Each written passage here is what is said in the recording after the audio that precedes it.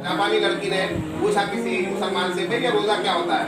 कि बस सुबह से शाम तक हम लोग भूखे प्यासे रहते हैं, रोजा होता है। कि बस ये रोजा होता है? कि नहीं नहीं, सिर्फ भूखे प्यासे रहने का नहीं, बल्कि हमको हर चीज से बचना होता है। झूठ बोलने से बचना है, गीबत करने से बचना है, चुगलखोरी करने से बचना है, दूसरे की बुराई करने से बचना है, किसी के सामान में हाथ लगाने से बचना है, यानी हर बुरे काम से बचना है, तब जाकर रोजा है। उस जापानी लड़की ने कहा, अच्छा भाई ये तो बहुत अच्छी बात है, तुमको 1 महीना करना पड़ता है, हमको तो पूरे साल ये करना पड़ता है।